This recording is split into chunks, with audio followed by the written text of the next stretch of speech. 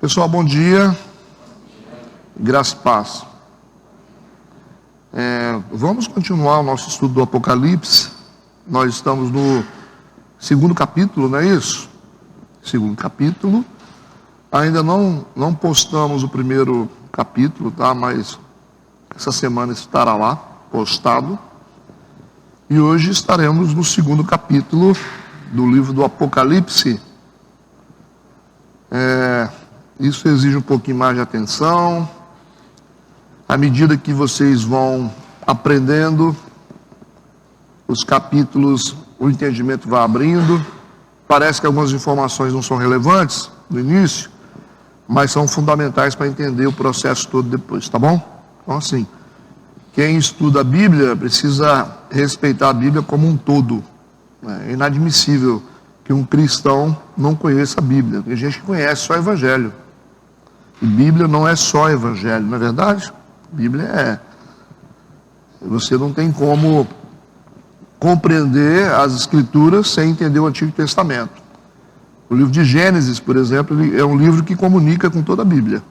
Para você entender o restante da Bíblia, você precisa estudar Gênesis, senão sua compreensão fica vazia.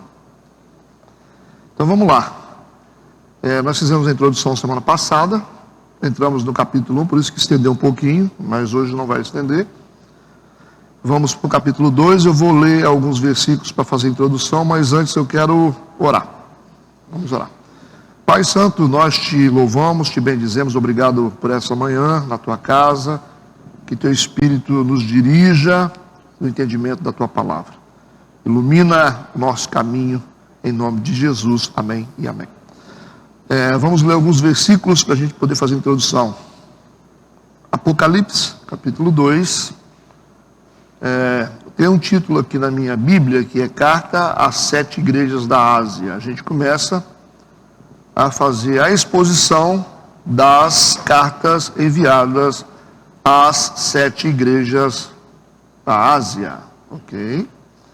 E a primeira carta é a carta à igreja de Éfeso. Deixa eu ler. Escreve ao anjo da igreja que está em Éfeso, isto diz aquele que tem na sua destra as 7 estrelas, que anda no meio dos 7 castiçais de ouro. Conheço as tuas obras, e o teu trabalho, a tua paciência, que não podes sofrer os maus, e puseste à prova os que dizem ser apóstolos e o não são.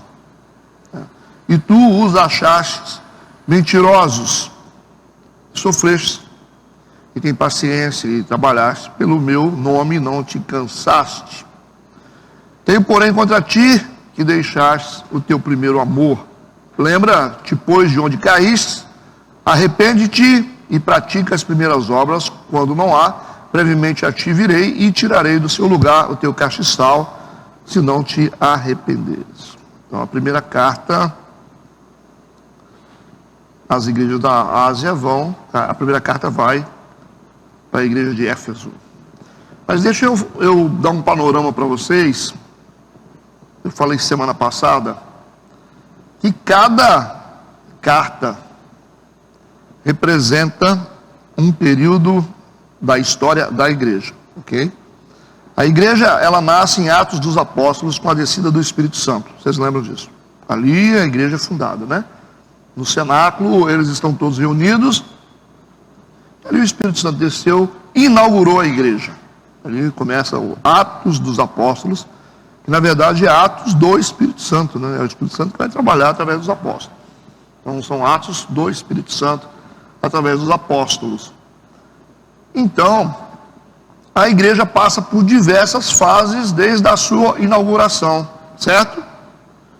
Ela passa por períodos na história. Ela começa como uma igreja ideal, uma igreja forte, ela comete algumas falhas, depois ela vive outras experiências no decorrer da história. Nós estamos agora no ano 2023, né? A igreja nasce lá atrás, não é verdade?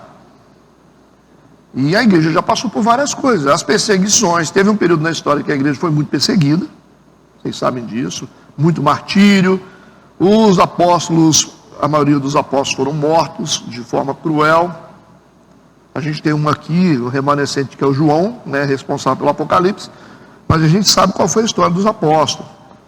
Houve o período de mortes no Coliseu, os cristãos entregues aos leões nas arenas, lembram disso? Então foi um período na história.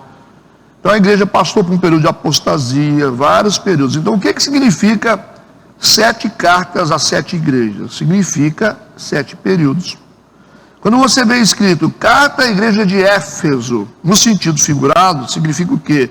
É um período da igreja vivida, da única igreja. A igreja é uma só. A igreja é uma só, é a mesma. Mas usa-se a realidade da existência de uma igreja em Éfeso, a realidade de uma igreja em Tiatira, em Esmirna, Pérgamo, para poder ensinar sobre o período da igreja. Está entendido isso? É o período da igreja de Jesus Cristo. Então cada igreja dessa aqui, cada uma igreja dessas 7, representa um período na história da igreja. Por isso que você tem a igreja de Éfeso, que é a primeira. A primeira carta foi escrita a essa igreja, certo? Não está explicando o período vivido pela igreja. Era da igreja autêntica, era da igreja apostólica, aquela igreja que foi fundada na doutrina dos apóstolos, lembram disso? Então aquela visão, né, bacana, Jesus morreu, os apóstolos estão assim a 1000 por hora. Então a era da igreja que vai do ano 30, ok, a 100, aquele período onde a igreja começa a nascer, lembram disso? O ministério de Jesus começa ali, surge a igreja, Espírito Santo descendo sobre Jesus. Lá na frente em Atos, a igreja é realmente oficializada com a vinda do Espírito Santo, ok? Então esse período vai do ano 30, ano cristão, que a gente chama ano Domini, ou depois de Cristo, tá? Que vai de 30 a 100, ok? De 30 a 100 foi o período da igreja chamada igreja autêntica, chamada igreja apostólica. Depois ela passa por um período que ela vai se tornar a igreja apostólica romana, quando todas as tradições do catolicismo começam a aparecer, aí nasce a igreja católica quando ela se torna romana. A gente vai falar sobre isso depois. Entendido isso? Então, no primeiro período, igreja de Éfeso, chamada igreja autêntica apostólica, do ano 30 a 100. Segunda carta que vocês vão estudar vai ser a carta à igreja de Esmirna. Esmirna tem um sentido de amargo, sentido original da palavra, que representa realmente um período amargo da igreja perseguida, atribulada, que vai do ano 100 ao ano 313, ok? Muita perseguição, muito martírio, apóstolos morrendo, aquela confusão. Cristãos sendo queimados em praça pública para iluminar as ruas, e arenas, leões, é isso aí. Período da história terrível, de 100 a 313. Terceira carta vai ser para a igreja de Pérgamo, é chamada igreja mundana, chamada igreja estatal, que vai de 313 a 590, depois de Cristo, lógico. A quarta carta vai ser para a igreja de Tiatira, chamada igreja papal, igreja corrupta, que vai de 590 a 1517. A quinta igreja, ou a quinta carta à igreja, será para a igreja de Sardes, igreja da Reforma Protestante, chamada igreja morta, 1517 a 1730. Esse é um período da história do protestantismo, lembra? Reforma Protestante e tal. A sexta carta vai para a igreja de Filadélfia, que representa a igreja missionária, evangelística. É a igreja ideal que recebe o nome de Filadélfia. É uma boa igreja que aparece na Ásia, que representa um período da história da nossa igreja. Nós somos a igreja, né? A igreja missionária, igreja evangelística fiel. Ano 1730, ok? E a última carta vai para a igreja de Laodiceia, chamada igreja morna, igreja apóstata, que começou no ano 1900 e vai até a segunda volta de Cristo. Então a igreja de Laodiceia representa o nosso período que a gente está vivendo. Interessante, né? Que é chamada igreja morna, não é fria e nem é quente, e Deus está a ponto de vomitar da boca. Não é isso que ele fala em Apocalipse? Então, a igreja de hoje é considerada a igreja que ela é rica, mas ela é pobre, cega e nu, espiritualmente falando, e não decidiu a vida dela. Tá assim, né? Todo mundo está nessa fase. Embora as igrejas de hoje pensem que são igrejas ideais, porque tem grandes templos, né, muito dinheiro, muita influência, mas se você for estudar a igreja de Laodiceia, que é a 7ª carta que vai ser recebida por essa igreja, fala sobre a igreja morna, a igreja que é abastada, mas na visão de Cristo, pobre, cega, nu, chamada de igreja miserável, e é aconselhada a comprar das mãos de Jesus ouro puro, né? Tem que se arrepender, né? Esse é o retrato da igreja. Tudo bem, né? Entenderam então o significado de 7 cartas no Apocalipse? 7 períodos da igreja. Tudo bem? Entendido? Isso precisa ser entendido. Então vamos lá. Primeira carta à igreja de Éfeso, que começa no capítulo 2. Deixa eu fazer algumas observações aqui no início, antes de começar os versículos. Sobre essas 7 cartas. A primeira vai ser para Éfeso, né? Todas as 7 cartas são dirigidas ao anjo da igreja. Todas as 7 cartas que representam revelação, esse é o significado de Apocalipse, são dirigidas ao anjo da igreja. Quem é o anjo da igreja? É o pastor. Ok. Certo? Cada carta tem uma visão do Cristo glorificado como aquele que envia a carta. O Cristo que está glorificado como aquele que envia a carta. A gente estudou semana passada que essas cartas, essas revelações passam por um processo logístico que começa em Deus, Jesus, anjo. Estão lembrando disso? O anjo da igreja, que é o pastor, até chegar na igreja. Ok. E vai passar pelo João também, não é isso? Que é o autor daqui, escriturado da carta. Então, toda a carta tem essa visão de Cristo glorificado. Toda a carta contém: conheço as tuas obras. Lógico, isso significa que Deus sabe o que a gente está fazendo. Né? Conheço as tuas obras.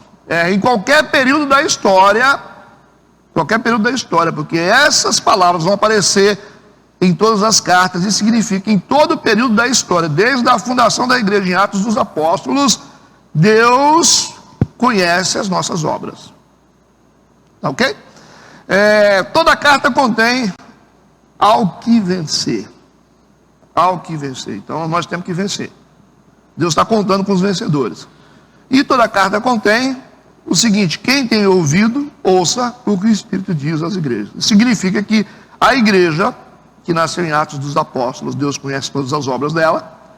Deus espera que esse povo seja um povo vencedor e que precisam ter os ouvidos abertos para ouvir o Espírito Santo, que é o guia da igreja. Entendido? Vamos para o versículo 1. Vamos fazer a exegese aqui, no versículo 1. E escreve ao anjo da igreja de Éfeso, ao pastor da igreja de Éfeso, isto diz aquele que tem na sua destra, na sua mão direita, ok? Há 7 estrelas. Vocês viram na semana passada que 7 estrelas significa o quê? 7 pastores. 7 pastores. Quando a gente fala dos castiçais, a gente fala de igreja. O castiçal que tem uma parte central que representa Jesus segurando 7 lamparinas, candelabro, castiçal ou menorá, é o mesmo nome. Lembra disso? Então a menorá, castiçal ou candelabro tem uma haste central que segura 7 lâmpadas. A haste central da menorá é Jesus, que sustenta 7 igrejas. Então, essas lâmpadas, esses castiçais, né, são as 7 igrejas, que são sustentadas por Cristo. E 7 estrelas aqui representam os 7 pastores de cada igreja. Entendido? A gente vê a igreja como uma lamparina, um castiçal, que tem um nível de iluminação, que representam vocês. Por isso que a igreja é representada por castiçal. Depois tem o pastor, que tem o segundo nível de iluminação, representado por uma estrela. Se você for equiparar a luz de uma lamparina para a luz de uma estrela, você sabe que a estrela tem uma luz maior. Isso significa que o pastor tem uma iluminação maior do que a própria igreja. Entende? E aí aparece Jesus como o sol da justiça. E a gente sabe que o sol tem iluminação maior do que a estrela. São níveis de iluminação diferentes. Ser igreja, você tem um nível de iluminação. Ser pastor, você tem um segundo nível de iluminação. Agora Deus tem o terceiro nível de iluminação. Vocês entenderam? Isso nos leva a respeitar as pessoas em posição de autoridade espiritual. Entende isso? Porque às vezes o líder, ele vai enxergar onde você não enxerga. Você fala, mas por que isso? Ele vai dizer assim, porque eu estou vendo onde você não vê. A minha lanterna é mais potente do que a lanterna de vocês. É a Bíblia que diz isso. Então existe um nível limitado de iluminação. Vocês sabem que o Salmo 23, o salmista diz, o Senhor é meu pastor e nada me faltará. E o Salmo diz que o pastor guia ele mansamente a águas tranquilas, ainda que eu ande pelo vale da sombra da morte, não temerei mal algum, porque o Senhor está comigo. A gente viu um pastor guiando ovelhas. Certo? As ovelhas, animais, elas não têm visão de longo alcance. Ela tem uma visão limitada, ovelha.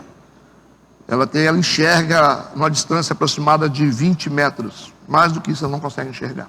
Ovelha. Qualquer animal. Você pode pesquisar lá. Os livros que falam sobre animais, né? E ela não consegue enxergar.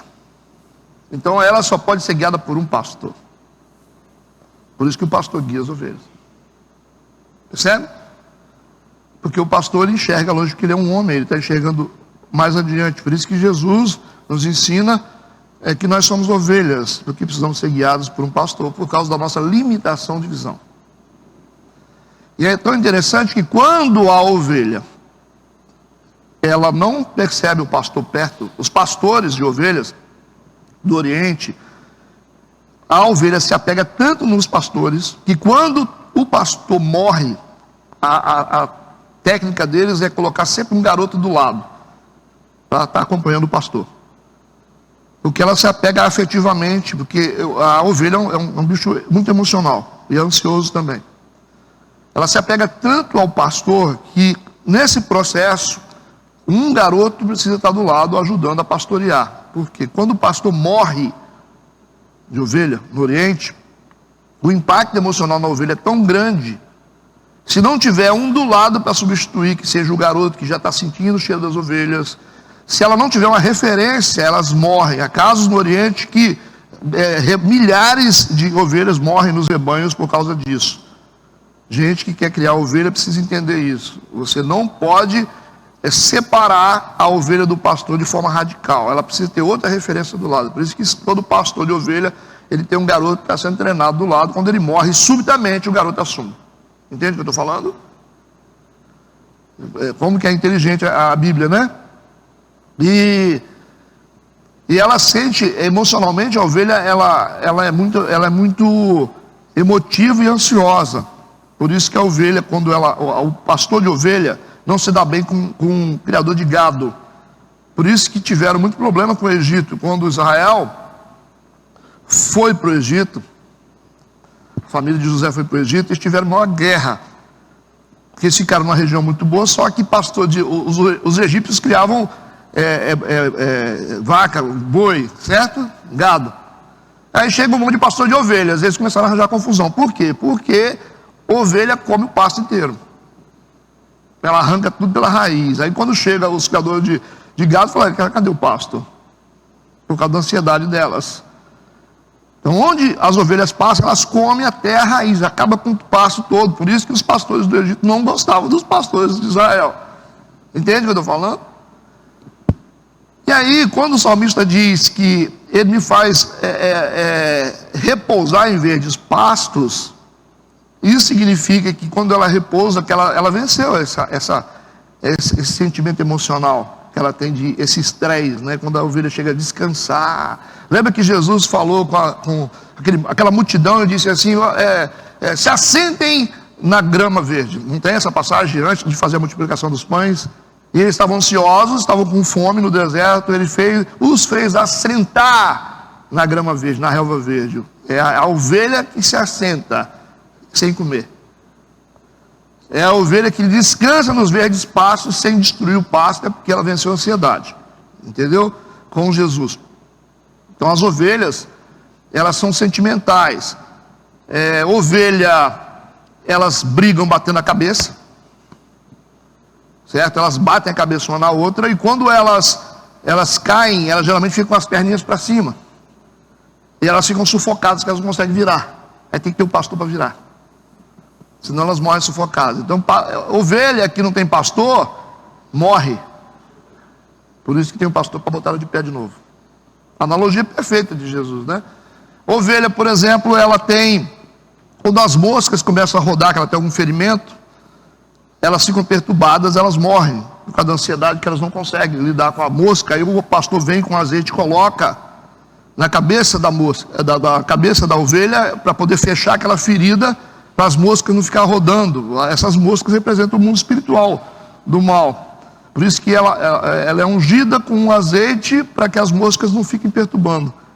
Percebe a função do pastor? Que a ovelha precisa de pastor? Ela não enxerga longe. E outra coisa, quando o pastor desaparece, o que ela faz? Ela segue a ovelha que está perto, que ela não enxerga longe, então ela vai andando atrás da ovelha. Ela olha assim, a outra ovelhinha do lado, e vai seguindo, uma vai seguindo a outra. Se essa primeira for para o buraco, elas vão tudo atrás. Pegaram a visão? Quando não tem pastor, você segue quem está do seu lado. E se quem está do seu lado for para o buraco, você vai junto com ele. Quando viu, já desceu no precipício. Por isso que o pastor tem o cajado e a vara. A vara para corrigir, trazê-la de volta, e o cajado com a curva para pegá-la pelo pescoço quando ela está no vale da sombra da morte, e traz ela de volta. Entende o que eu estou falando?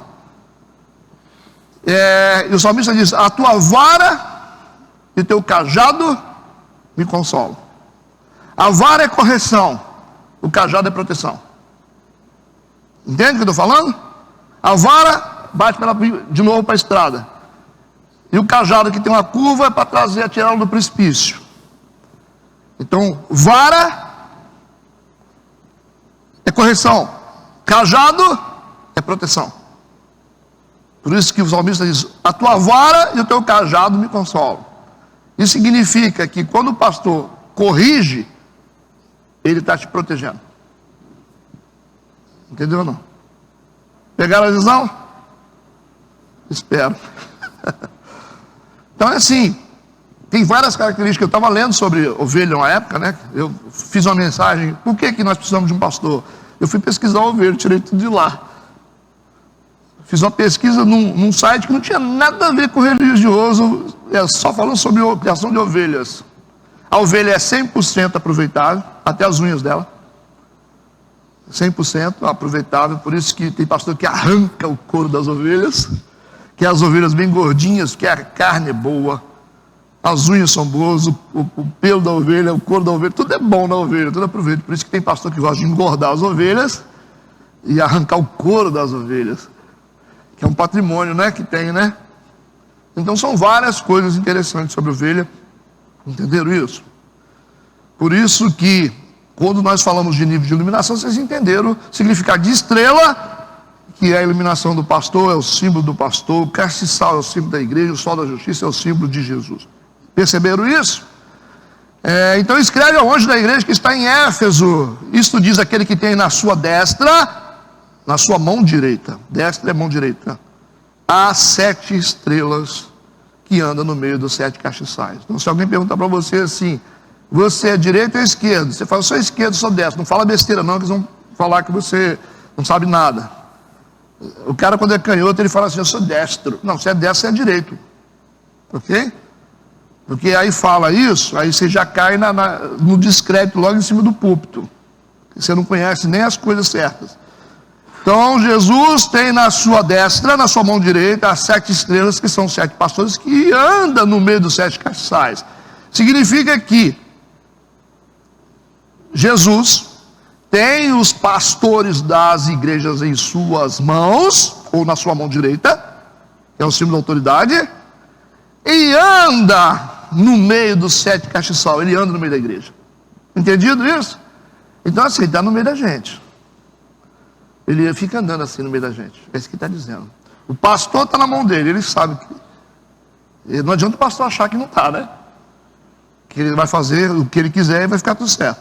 E ele está andando no meio da igreja. Então cuidado quando você estiver para lá, né, assim, disperso, não preocupados com o culto, com a adoração. Se você estiver conversando fiado assim, você se esconde lá para conversar fiado, o dono da igreja está lá perto, que é Deus. Entendeu? É só uma brincadeira, mas é real. Ao anjo da igreja que está em Éfeso. Na época da carta não se sabe nada a respeito desse pastor, a não ser o que o texto dá. A gente não sabe realmente quem é o anjo da igreja nessa época, da igreja de Éfeso. Mas eu quero fazer uma análise em Atos capítulo 20. Eu quero ler o versículo 17, 18 e 28. Vai aparecer para vocês. Atos 20, versículo 17, 18 e 28. Olha o que diz na carta, no livro de Atos, né? Que o autor é Lucas. E de Mileto mandou a Éfeso a chamar os anciãos da igreja. E logo que chegaram junto dele, disse-lhes, vós bem sabeis, desde o primeiro dia em que entrei na Ásia, como em todo esse tempo me portei no meio de vós. A gente está falando de uma época que essa igreja começou a nascer. Vamos agora para o versículo 28. Olhai, pois, por vós e por todo o rebanho, sobre que o Espírito Santo vos constituiu bispos, que é a liderança da igreja, tá? É o episcopo da igreja, constituiu bispo para apacentar-te. Entende? A posição episcopal é a posição que apacenta, que cuida. Para apacentar-se a igreja de Deus que ele resgatou com seu próprio sangue. Para quem que Paulo está falando isso aqui? Está falando para um cara chamado Timóteo, ok? Quando Paulo disse isso, Timóteo era o pastor da igreja de Éfeso, tá? Então esse anjo da igreja, a gente já está tentando descobrir aqui quem é esse anjo da igreja. Então quando Paulo disse isso, quem era o pastor?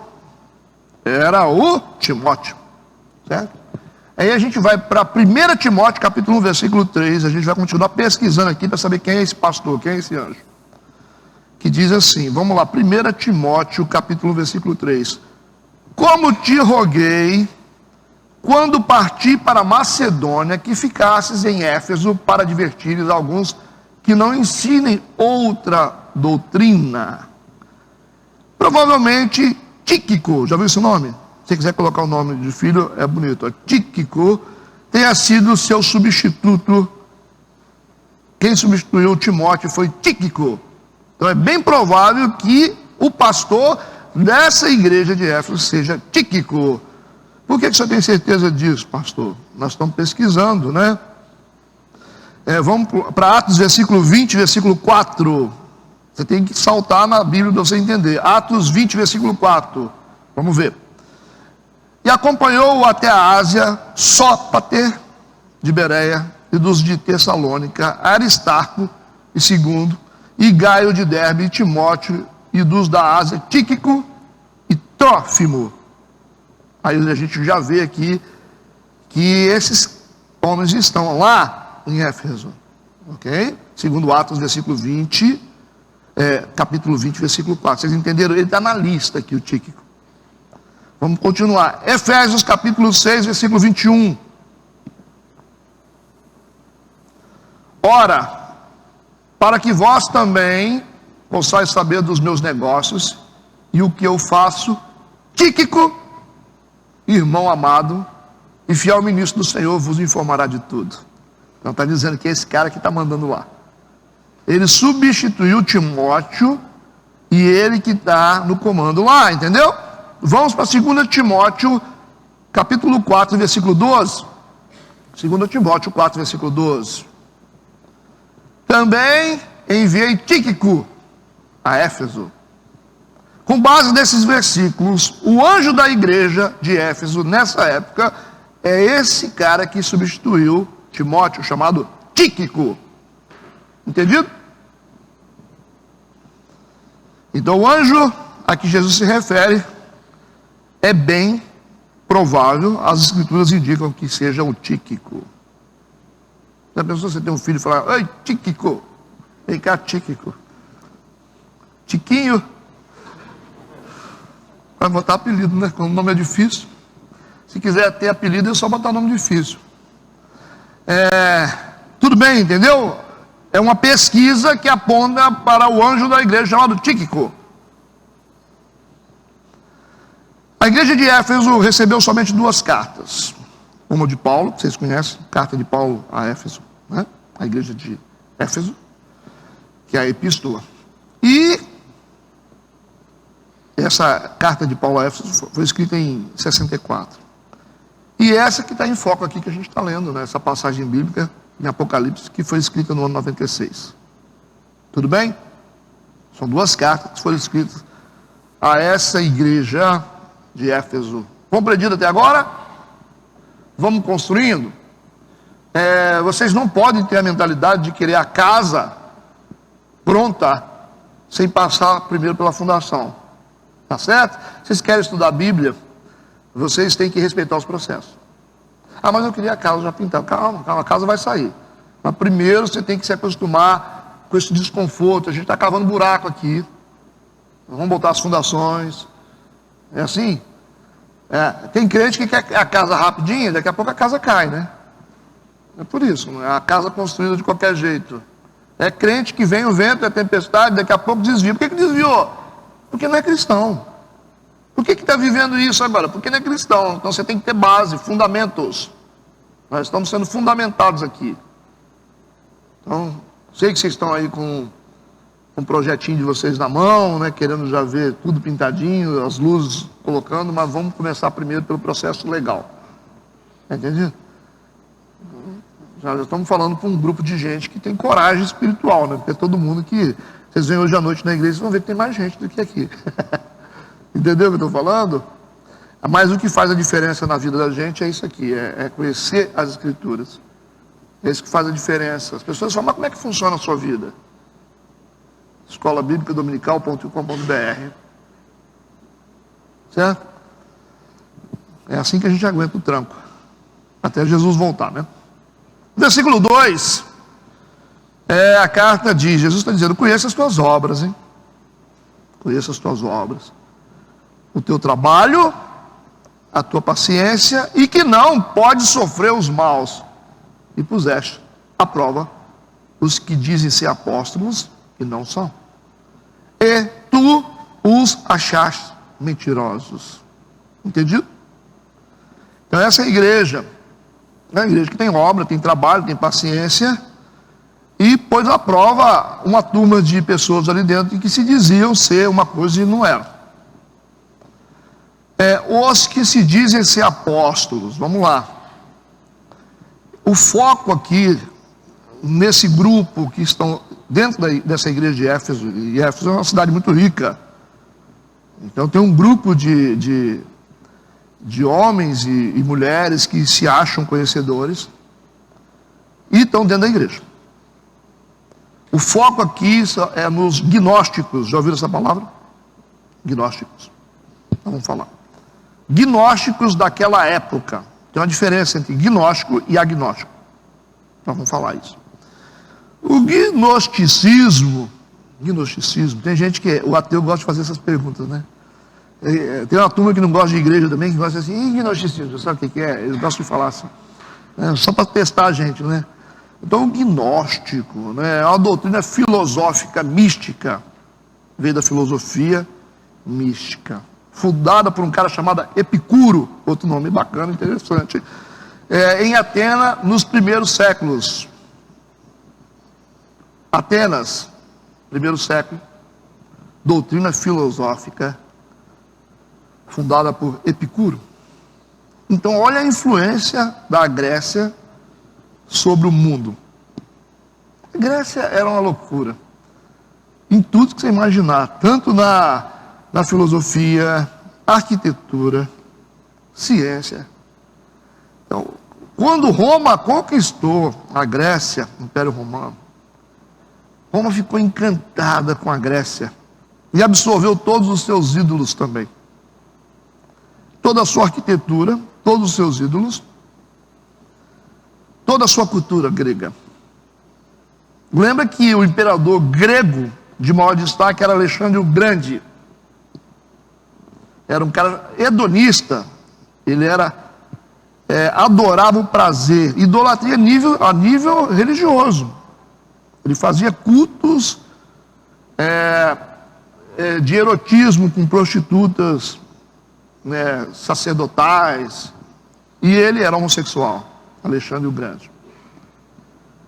E o símbolo da Grécia, se você lembra da estátua de Nabucodonosor, que foi interpretada por Daniel, lembra dessa história? Cada parte da estátua representava um império. O mundo só teve 4 impérios mundiais. Vocês lembram da cabeça, que era representada pelo Império Babilônico? Vocês lembram dessa parte aqui dos braços que representava o Império Medo-Persa? E essa parte aqui do quadril, que é a área da fertilidade, essa região aqui, ó. Essa região aqui é a área da fertilidade. É uma área considerada sagrada pelos antigos, né? Onde tem o ventre da mulher, o quadril, os órgãos genitais do homem e da mulher. Essa área é considerada sagrada. Então essa área que é considerada sagrada era o símbolo, na estátua de Nabucodonosor representava o Império Grego. Então você já imagina, né? Então a Grécia tinha muito hedonismo, idolatria do prazer, e essa região do sexo, por isso que essas regiões são muito exploradas hoje no mundo ocidental, né? A estrutura da mulher, os órgãos genitais, mostração de barriga, né? Piercings na barriga, aquela coisa toda, tudo isso vem de uma cultura hedonista, comandada por um espírito que a gente estudou, o espírito da Grécia, que a Bíblia mostra isso aí, né? Impulsionado, Alexandre o Grande, ele era impulsionado por um espírito, o espírito da Grécia. Por isso que Grécia representa sensualidade, imoralidade, erotismo, prostituição, tudo que você imaginar.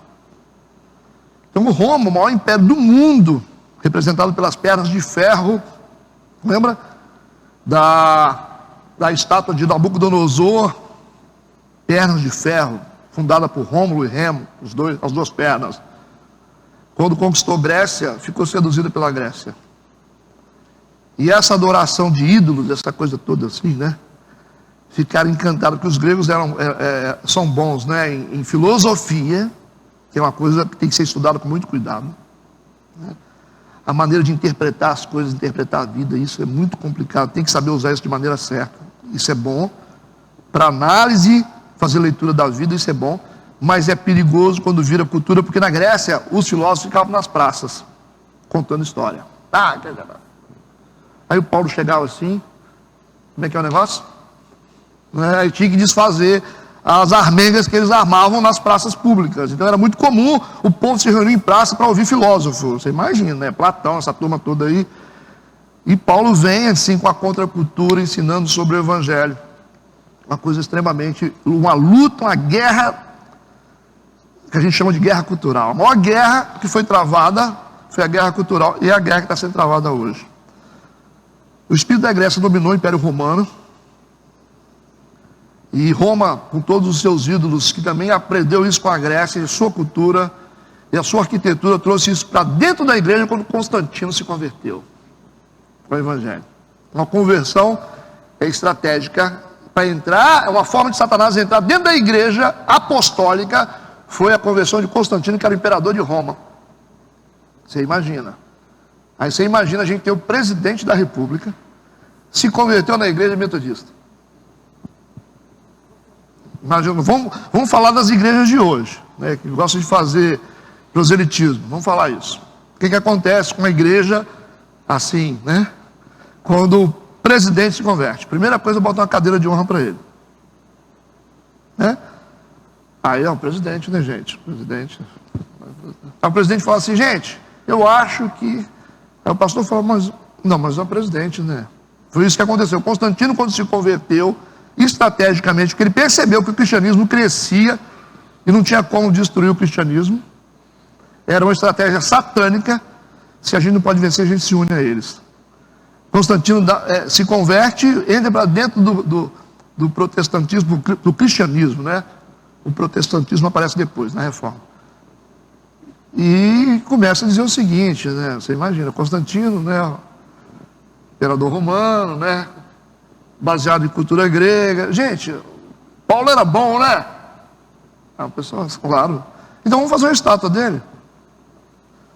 O João também, nosso João era maravilhoso, né? Vamos fazer uma estátua do João. Aí daqui a pouco a igreja, que era apostólica, fundada na doutrina dos apóstolos, se tornou apostólica romana.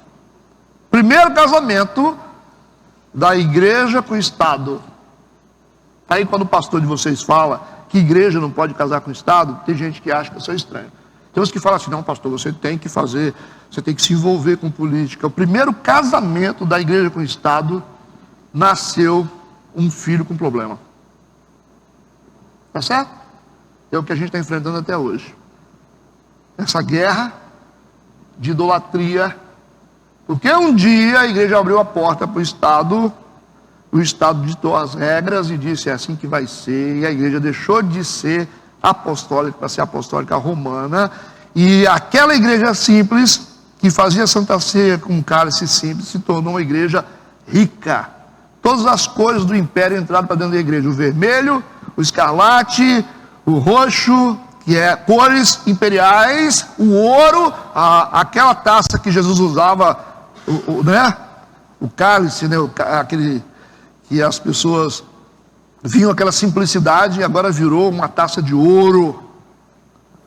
E agora os pastores, apóstolos da igreja não são mais homens de Deus, são imperadores, com seus mantos de ouro, né? Com as suas coroas de ouro, não é assim que é? O Vaticano, a concentração de ouro que tem no Vaticano, que custou o sangue dos cristãos, que quem não pagava indulgência para a construção da Basílica de São Pedro, os católicos sabem o que eu estou falando, ou tinha a faca no pescoço, ou eram queimados, eram obrigados a pagar indulgência para poder construir a Basílica. Aquele ouro que tem no Vaticano hoje custou o sangue dos profetas de Deus. E esse ouro que tem no Vaticano daria para consertar um percentual altíssimo do mundo, que está concentrado dentro do sistema religioso. Custou o sangue. Certo? E esse poder que o catolicismo tem hoje. É um império, não é? Tem um rei, tem exército. O Vaticano é um país independente. Sabia? É isso que a gente precisa entender, que igreja é igreja, Estado é Estado. E quando a igreja casa com o Estado, nasce filho deficiente. Entendeu o que eu falei? Quando o sacerdote se mistura com política, vai nascer filho deficiente. Isso é histórico. Foi estratégia de Satanás, porque Satanás achava que queimando os cristãos ia destruir os cristãos, mas eles multiplicavam muito mais. Ele entendeu, não adianta matar, quanto mais mata esse povo, mais cresce, mais tem fé, porque dor nunca fez o povo de Deus diminuir.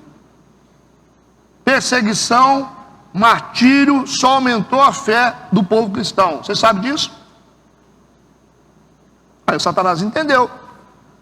A gente não consegue destruir esse povo, quanto mais a gente maltrata, mais eles crescem, mais eles multiplicam, então vamos fazer política com eles. Constantino entra para dentro da igreja apostólica, se converte e transforma a igreja apostólica numa igreja idólatra. Com boa intenção, né? Entenderam isso? E aí a gente está lidando com algo muito importante, porque trouxe junto a cultura grega, o espírito da Grécia. O hedonismo foi pulverizado com o domínio de Roma sobre o mundo. Nós temos resquício ainda do Império Romano até hoje, por isso que a estátua de Nabucodonosor mostra os pés misturados com barro, ferro com barro, que não está tão forte, mas continua forte. O Império Romano ainda domina e pulverizando a cultura grega no mundo inteiro, no mundo ocidental. Hoje tudo que a gente vê é grego. Filosofia, coach, tem tudo de filosofia grega. Sandálias que vocês estão usando é grego, veio da Grécia, cultura grega. Babadinhos nas roupas das mulheres, trancinhas nas mulheres, grego. Essas toalhas que a gente coloca os babadinhos, grego. Nossas colunas gregas, isso aqui, sancas, grego. As igrejas, colunas gregas, a gente é apaixonado pelo grego. E o erotismo, a sensualidade, pulverizada no mundo inteiro, as academias lotadas, não com o intuito de ficar bem com o corpo, mas exibir o corpo. 90%, eu arrisco a dizer para vocês, das pessoas que estão dentro das academias hoje, elas não estão cuidando do corpo. Elas estão se exibindo. Tem muito personal trainer aqui na igreja que fala assim: pastor, fulano vai para a igreja, as pessoas não vão para a igreja, vai para a academia, e não quer saber de exercício, fica assim. Vou fazer exercício. Não tem exercício. O negócio é mostrar o corpo, né? Desfilar em cima da ponte com roupa colante. É o espírito da sensualidade para mostrar o corpo. Por isso que essa é a cultura grega de idolatria do corpo. Você viu as mulheres na Grécia diziam: eu quero ter um deus grego, não é? O deus grego é o cara forte, o cara que fica lá malhando, aquela coisa, deus grego. O modelo de perfeição hoje é ter músculo. O modelo de perfeição na cultura, no passado, no Renascimento, era mulheres gordas, eram as mulheres mais chiques que existiam. Os mais velhos sabem o que eu estou falando. O cara olhava para a mulher magra: Deus que me livre, você está passando fome. Não gostava das mulheres magras. As mulheres gordas aparecem nos quadros antigos. Você vai ver lá, né, nos grandes pintores, as mulheres mais cheinhas, assim, era o modelo de beleza e perfeição. Então é questão cultural essa questão de ser magro ou ser gordo. Tudo bem, cuidar da saúde é legal, mas é a questão do aspecto de beleza, é questão cultural. A mulher pensa assim: mas eu tenho que ser magra. É porque é cultura, você não tem que ser magra. Você tem que ser magra para cuidar da saúde, não ser magra porque você vai ser bonita. Porque é uma cultura que veio. Você tem que ser forte para ser bonito. Você tem que ser forte para ser aceito. Você tem que ser... Aí fica todo mundo tomando bomba, aquela coisa toda. Não tem nada contra essas coisas. Eu estou ensinando aqui sobre o que é cultura grega.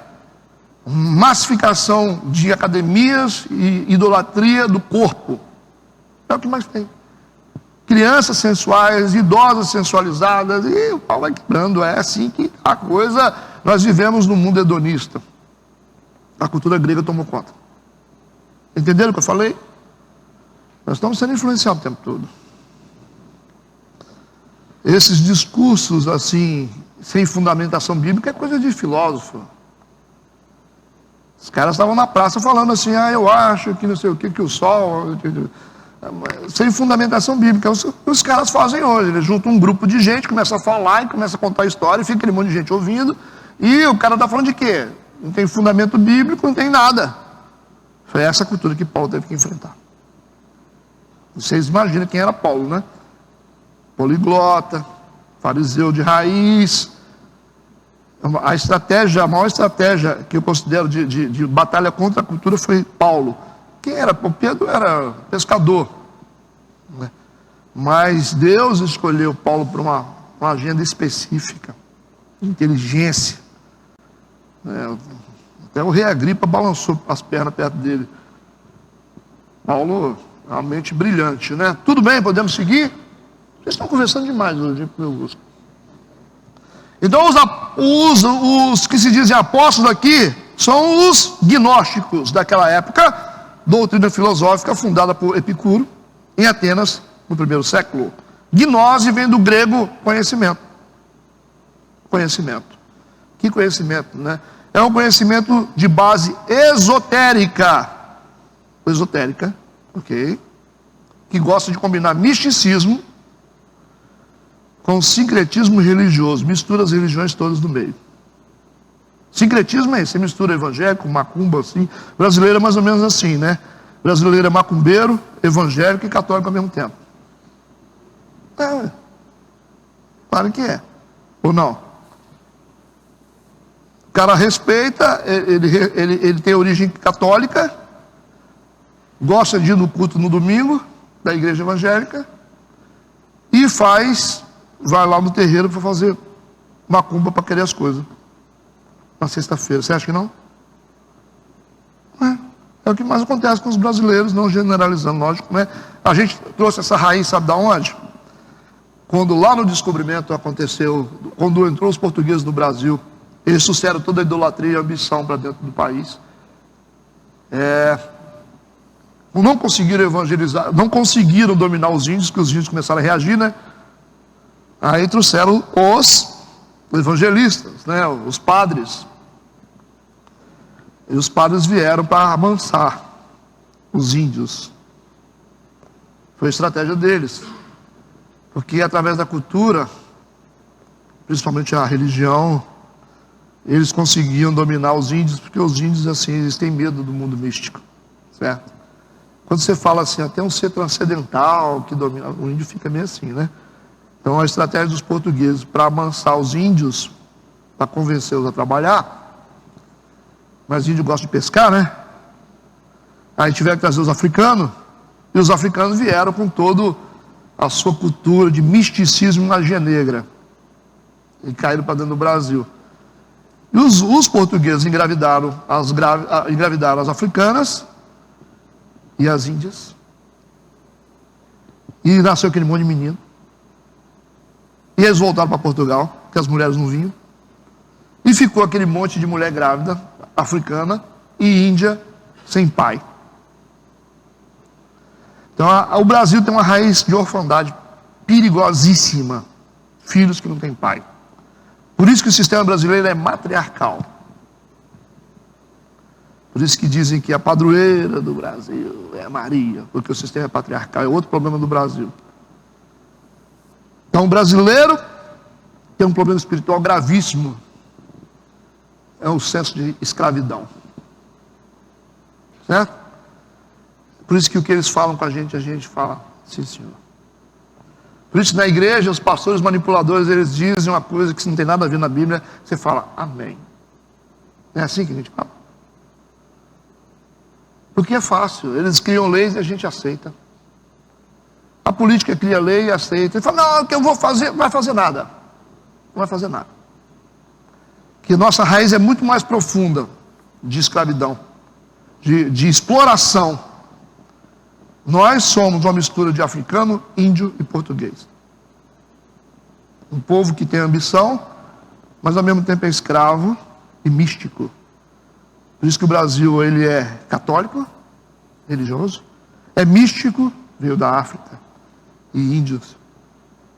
Nós somos uma mistura disso. E assim, para você mexer com a igreja, você tem que entender a raiz do povo. E as igrejas manipuladoras sabem disso.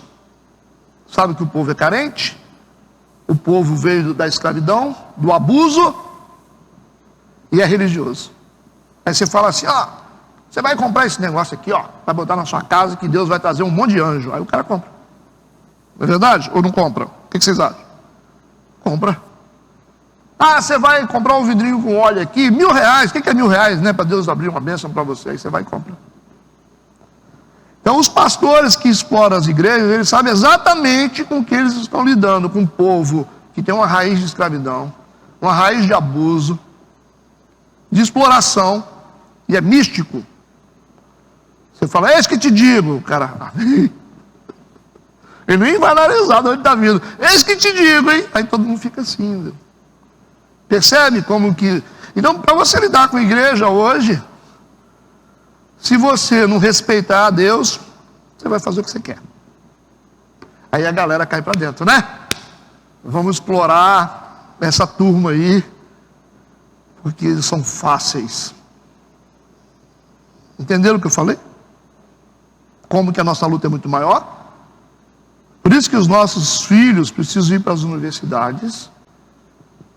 Nós precisamos investir em jovens na igreja. Eles têm que ir com a cruz de pé para dentro das universidades. E tem que dizer assim, aqui não. Aqui não. Sou cristão. Cadê vocês, né? Cadê vocês, povo? Então, a única esperança que a gente tem é a Bíblia para mudar o mundo, para mudar o Brasil, para mudar esse país. É começar aqui, dentro de casa, dentro das igrejas. Cada pastor deveria fazer isso do que ficar se metendo em coisa errada. Ou se metendo em política. Deveria estar ensinando as bases para as pessoas e montar uma cultura para os jovens, porque eles serão os pastores do amanhã. Vocês vão ser os pastores. E é vocês que vão dar aula, vocês que vão pregar, são vocês que vão ser advogados, vocês vão ser médicos. E se você é um advogado, o cara vai entrar no seu consultório, no seu escritório, vai ver lá. Deus é amor, Jesus é tudo. Tem que ver, né? Ou não? Tem que chegar lá no seu ateliê e falar assim, olha, Jesus. Por isso que eu coloquei aqui atrás, simplesmente o quê? Eu vou colocar o quê? Eu falei assim, qual o banner que eu vou colocar na igreja? O que é que eu vou botar? E isso vem no meu coração, simplesmente Jesus. Simplesmente. É simplesmente Jesus. É só Ele, e esse nome tem que ir para todo lugar, tem que estar nos nossos carros, tem que estar nos nossos escritórios, nos nossos consultórios, nas nossas casas. Foi assim que Deus ensinou o povo de Israel, coloca nos umbrais da casa, espalha, nas vergas das portas. Onde eles forem, eles vão saber. A gente senta num lugar para comer, formando o meu suco e a minha Coca-Cola. Ah, mas não interessa, eu não negocio, sou cristão. Agora, se vocês ficarem, não, porque a gente tem os amigos, dane-se os amigos. Nós não estamos com tempo para isso, para abrir concessões para as pessoas, porque a gente tem amiguinho. Nós somos chamados para colocar a cruz de Cristo de pé. E não adianta você falar, pastor, mas isso vai dar muito trabalho. Se a gente começar agora, a gente consegue. Jesus não conseguiu, com 12 discípulos indo no cantinho, não conta nada para ninguém, daqui a pouco não resolveu isso. Ficava fazendo estardalhaço, Jesus ia para cima da montanha e ficava gritando. Não, Jesus ia devagarinho. Não foi na casa do Zaqueu lá? Nicodemos foi de noite se encontrar com ele. Aí ele falou para Nicodemos, se você não nascer de novo, você não vai ver o reino de Deus, hein? Olha lá, hein? Aí as igrejas ficam com triunfalismo, nós vamos dominar o mundo, nós vamos pegar um avião, vamos jogar óleo na cidade. Para de bobeira, passa a mão na sua toalha, na sua bacia, vai lavar os pés dos outros, cara.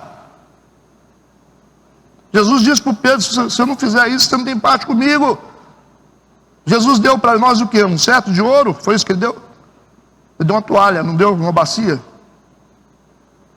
Aí fica um monte de gente se achando. A gente vai num buraco, gente. Não adianta não. Nós temos uma responsabilidade, como pais, como professores, como pastores. Vamos fazer a nossa parte nesse processo de Deus gigante. A nossa parte. Deus é um Deus de gerações. Eu quero, depois que eu passar dessa para melhor, lógico, né?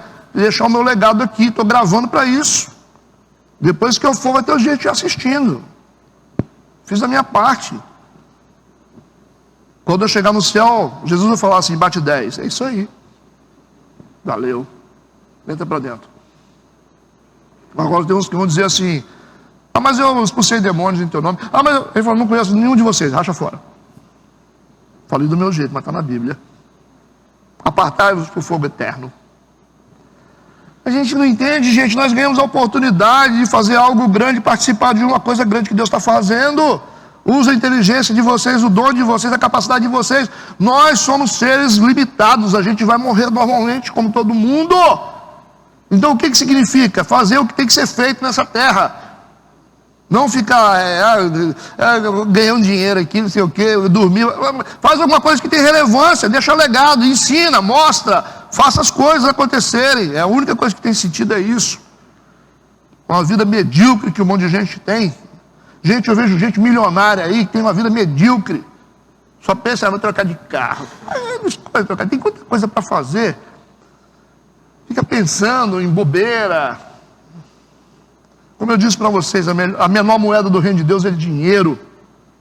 Se você só tem dinheiro para fazer o que você tem que fazer, você não tem nada. Certo?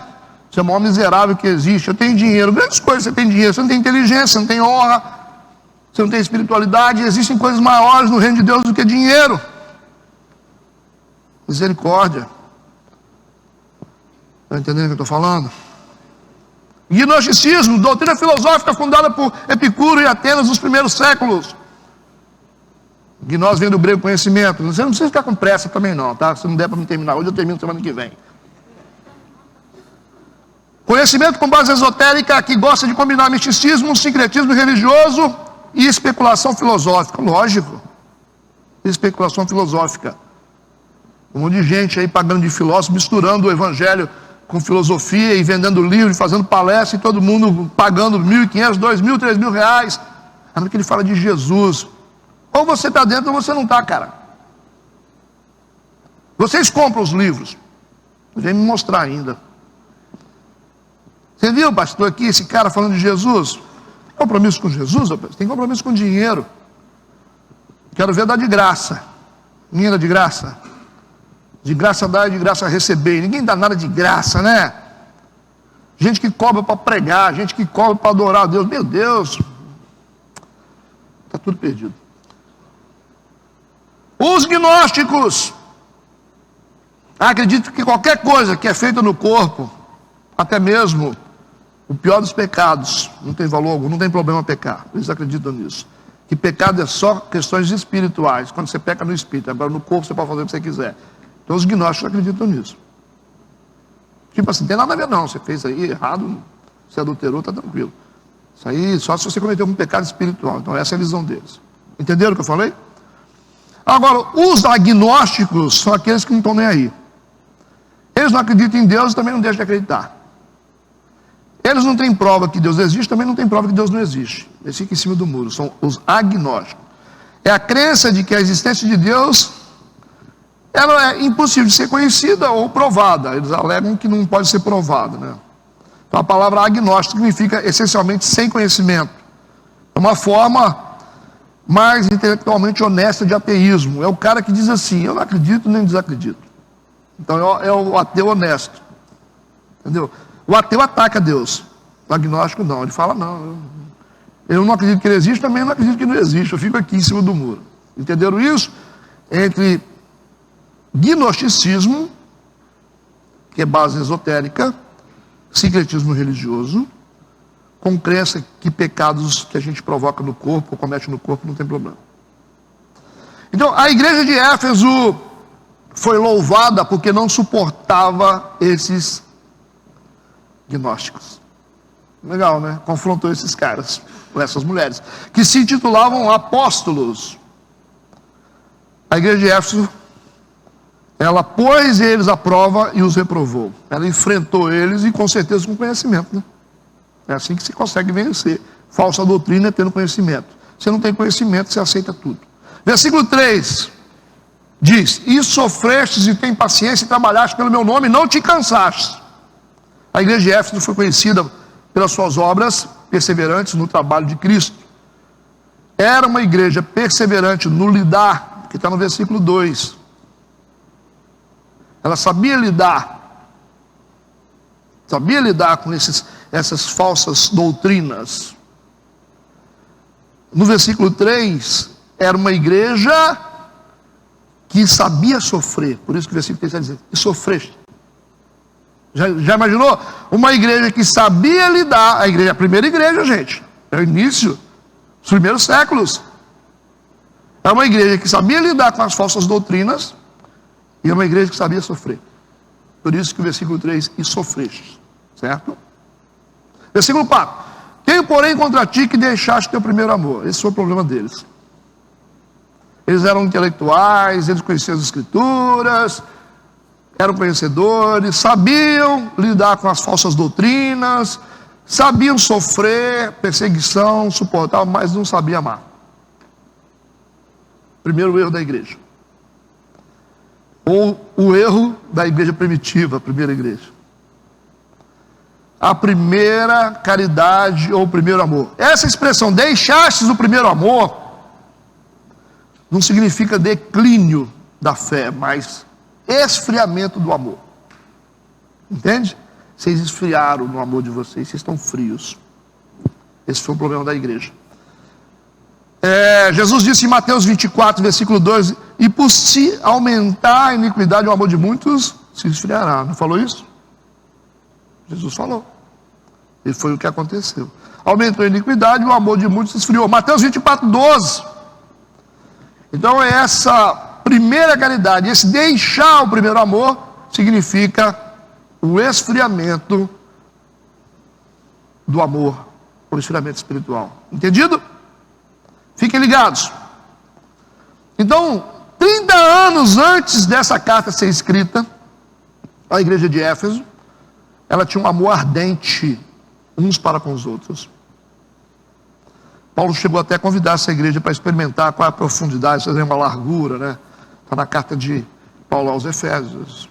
Para que vocês possam experimentar, compreender com os santos qual é a largura, o comprimento e a profundidade, o amor de Cristo. Era tão fervorosa essa igreja, né? Mas ela passou por um processo de esfriamento gradual do amor dela. Foi esfriando, foi esfriando. Aí foi abandonando o primeiro amor. Entenderam isso? Poxa, quer dizer que a gente pode acertar em tudo e falhar no amor? Isso. Igrejas poderosas, têm conhecimento, blindada, mas que o povo não se ama. Será que isso é grave? Versículo 5. Olha o que Jesus disse na carta: lembra-te, pois, de onde caíste. Isso representa uma queda dentro da visão espiritual.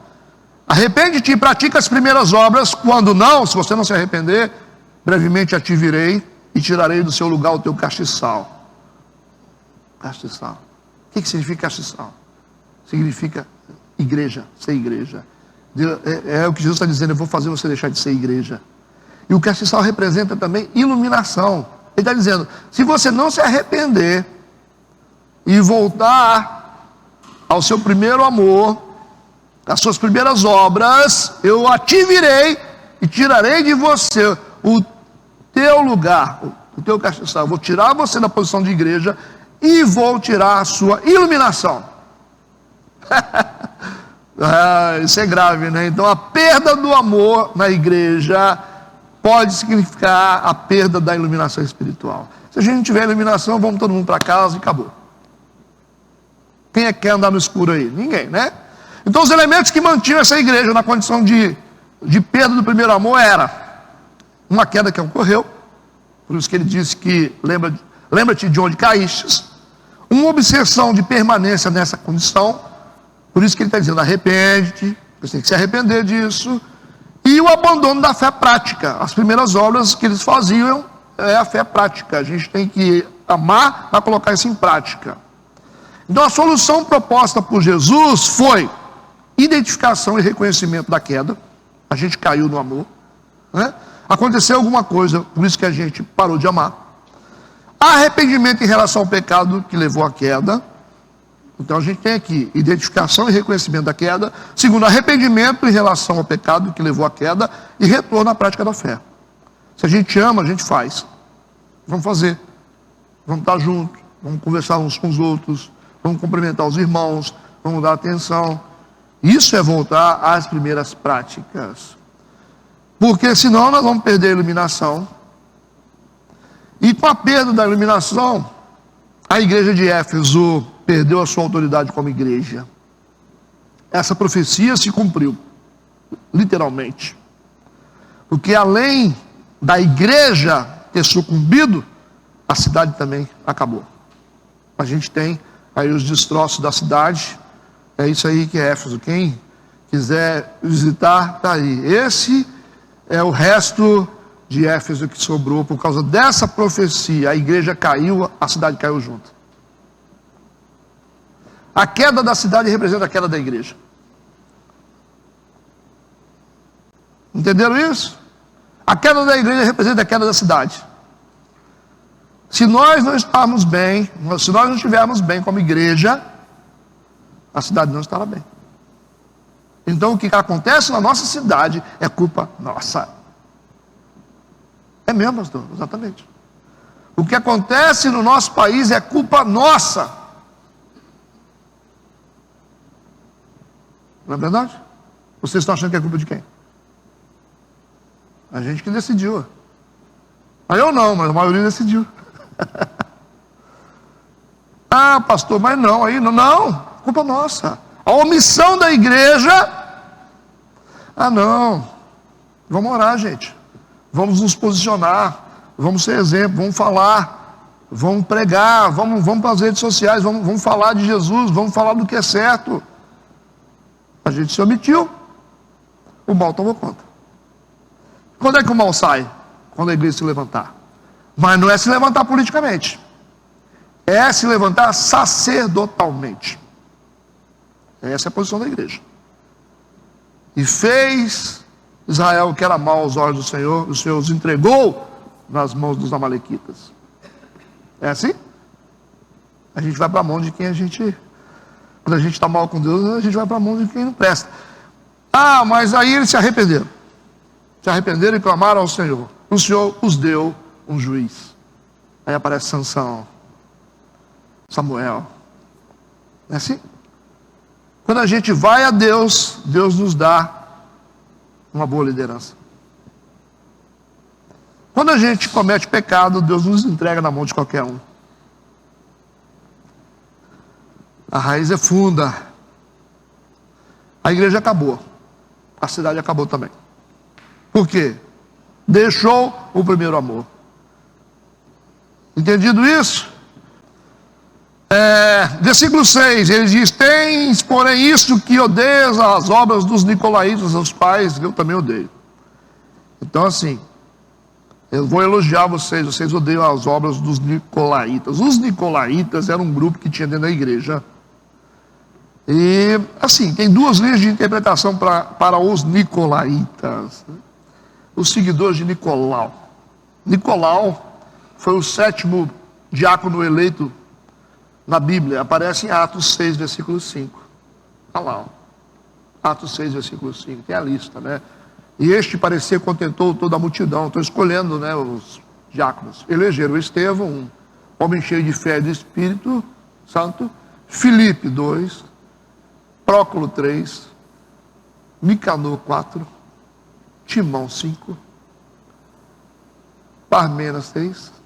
E Nicolau, prosélito da Antioquia. Estão vendo aqui? O Nicolau foi escolhido como um diácono dentro da igreja. Algumas linhas de interpretação dizem que esse cara se desviou. E aí formou um grupo chamado Nicolaitas. Nico, aquele que domina, né? Esse é o significado, mesmo o nome Nike veio daí, tá? Nike veio de Nicolau, o que domina. Alguns intérpretes dizem também que isso se refere a um grupo de pessoas e não a um homem só. É um grupo dentro da igreja, uma seita gnóstica dentro da igreja. Por quê? Esse cara é um diácono que se desviou e seduziu todo mundo, criou a doutrina dos nicolaítas, ou não, ou foi um grupo que são chamados de nicolaítas porque são gnósticos. Atos 6, versículo 3, coloca a gente para pensar, porque esse Nicolau foi escolhido para ser diácono na igreja, mas o texto diz que ele era um homem de boa reputação. Ó, escolhei, pois, irmãos, entre vós 7 homens de boa reputação, cheios do Espírito Santo e de sabedoria, aos quais constituamos sobre este importante negócio. Então, aí fica a dúvida, né?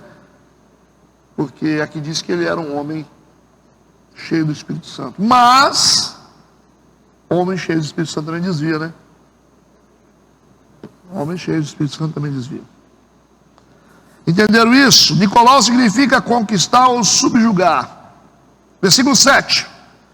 Quem tem ouvidos, ouça o que o Espírito diz às igrejas: ao que vencer, dar-lhe a comer da árvore da vida que está no meio do paraíso de Deus. A árvore da vida é uma referência, ou alusão inversa à árvore da ciência do bem e do mal, que aparece lá em Apocalipse. Aponta para uma árvore perfeita de Deus, uma obra perfeita, para os eleitos pela graça. Restauração do Éden. Vocês viram que aparece uma árvore lá no Apocalipse? Então significa a restauração do Éden. Entendeu isso? A gente vai se aprofundar mais para frente. Vamos para a segunda carta. Segunda carta à igreja de Esmirna, versículo 8. Agora a outra igreja.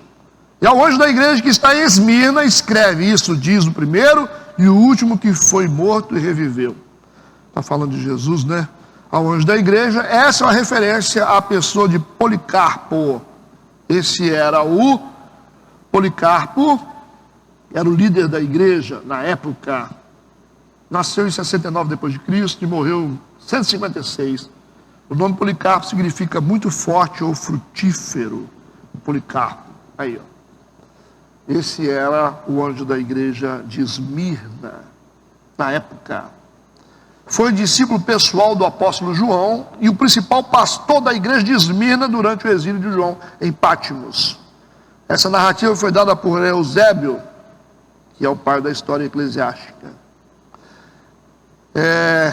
Eusébio foi bispo de Cesareia e morreu em 339 depois de Cristo. Então, esse Policarpo aí era o pastor da igreja na época de Esmirna. Tudo bem? Esmirna significa mirra, amargo. É amargo mesmo. Substância amarga e perfumada, uma especiaria de alto valor. O que significa essa igreja de Esmirna? Representa um período na história da igreja. A igreja perseguida até a morte. Entendeu isso? A igreja de Esmirna representa um período horrível da igreja, que foi perseguida e foi morta. Ela foi a igreja que passou muita amargura, certo? Mas ao mesmo tempo foi agradável e preciosa ao Senhor. A cidade caracterizou-se pela forte oposição e resistência ao cristianismo no primeiro século da nossa era. A igreja local originou-se da grande colônia judaica ali estabelecida em Esmirna, no ano 159. Policarpo, seu bispo, foi martirizado. Ok? Foi martirizado. Então Policarpo foi morto, né? Ele era o bispo dessa igreja. Você imagina como a igreja sofreu nessa época. Entendido, gente? Vamos para o versículo 9. Olha lá, Policarpo sendo queimado. Morreu queimado, né? Por isso que a igreja sofreu tanto. Se queimar algum pastor hoje é difícil, né? São os pastores que se queimam. Né, Dudu? Versículo 9. Conheço as tuas obras, e tribulação, e pobreza. Mas tu és rico, e a blasfêmia dos que se dizem judeus e não são, mas são a sinagoga de Satanás. Pobreza aqui, ó, é importante observar o contraste entre o anjo da igreja de Esmirna. Enquanto a igreja de Esmirna, ela tem uma condição financeira pequena, mas é considerada como rica aos olhos de Deus. Entendeu isso? Enquanto a igreja de Laodiceia, ela é rica financeiramente, mas é considerada pobre aos olhos de Deus. Viu que contraste? A diferença? Então vamos lá, vamos seguir. E está escrito também a blasfêmia dos que se dizem judeus. O apóstolo Paulo escreveu aos Romanos, falando sobre esses israelitas que não eram israelitas, eram gente que se diziam judeus, mas não eram judeus. Paulo falou sobre eles, né? Os que se diziam judeus perseguiam a igreja sofredora da cidade de Esmirna, na Ásia Menor. Percebe que a igreja de Esmirna representa um período de martírio da igreja. Por isso o nome, amargo. Vamos para o versículo 10. Jesus disse: não temas das coisas que há de padecer, eis que o diabo lançará alguns de vós na prisão. Está vendo o que é interessante? É exatamente o que aconteceu. Mas para que sejais tentados e tereis uma tribulação de 10 dias, ser fiel até a morte e dar-te-ei a coroa da vida. Agora, redobra a atenção. Eis que o diabo lançará alguns de vós na prisão para que sejais tentados. A prisão aqui não é espiritual, é literal. Eles foram presos mesmo. As perseguições promovidas pelos romanos naquela igreja, ou contra aquela igreja, com a ajuda dos que se diziam judeus. E é considerado na Bíblia como obras de Satanás. Eles alegavam que os cristãos estavam traindo o imperador. Por isso que houve encarceramento em massa, certo?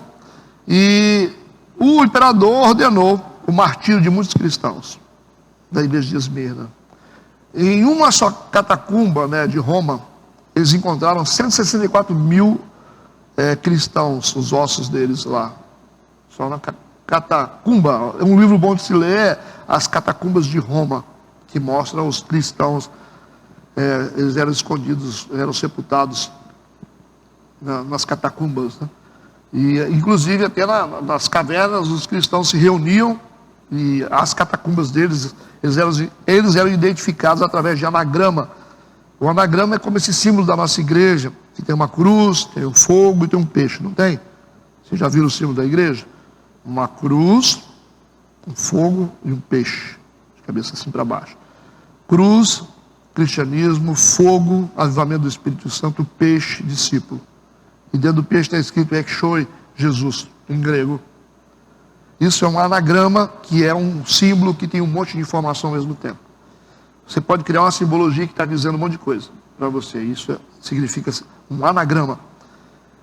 E os cristãos usavam linguagem anagramática nos túmulos deles. Quando alguém chegava, os escavadores, arqueólogos chegavam, viam anagramas. E eles olhavam e falavam: esse é um cristão que era discípulo, que fazia isso, através de um código só. Um símbolo só era muito comum usar, para que os romanos não conseguissem violar as catacumbas. Entendeu? Ou não entendeu? Então, aqui diz também: tereis uma tribulação de 10 dias. Por favor, a gente está entrando agora no sentido figurado de Apocalipse. Apocalipse, nem tudo você identifica como literal, são mensagens codificadas. Está dizendo a igreja de Esmirna: vocês terão uma tribulação de 10 dias. Os 10 dias que aparecem nesse texto tem referência histórica também, no primeiro caso. Mais na frente vai ter referência profética. Vê se vocês entendem o que eu estou dizendo. Essa prisão de Esmirna por 10 dias tem uma referência histórica, realmente aconteceu. Mais adiante vocês vão perceber que tem referência também profética. Tem um sentido. Tudo bem? A igreja sofreu 10 perseguições na história. Isso é fato. Distintas. Por isso que a carta está dizendo tribulação por 10 dias. Porque a igreja iria sofrer 10 perseguições distintas. Desde o reinado do imperador Nero até Diocleciano. Então, primeira perseguição sobre Nero. Nero perseguiu a igreja. Tocou fogo em Roma, colocou culpa dos discípulos de Jesus, né? Foi em 64 a 68. Depois, perseguição sob o domínio de Domiciano, foi em 68 a 96. Depois, imperador Trajano, anos 104 a 117. Aurélio, 161 a 180, Severo, 200 a 211, Máximo, 235 a 237, Décio, 250 a 253, Valeriano, 257 a 260, Aureliano, 270 a 275 e Diocleciano, 303 a 312. Entenderam o que eu falei? Então, no campo profético, as últimas maiores perseguições foram desencadeadas por Diocleciano. Perdurou um total de 10 anos. Certo? O imperador que mais perseguiu a igreja. Então, assim, a igreja é perseguida, não tem jeito, né? Tem que ser perseguido, senão não é igreja. Quando a gente não é perseguido, tem alguma coisa errada. pode ser que nós sejamos um clube social. É difícil, né? Já pensou a gente descobrir que nós somos um clube social? A gente não enfrenta a luta, né? Vamos entender uma coisa. Quando a gente fala no sentido profético, a gente precisa interpretar os números. Quando diz um dia em Apocalipse, é uma referência de um ano, certo? Dias em Apocalipse, quando está numa linguagem profética, está falando sobre um ano. Entendeu o que eu falei?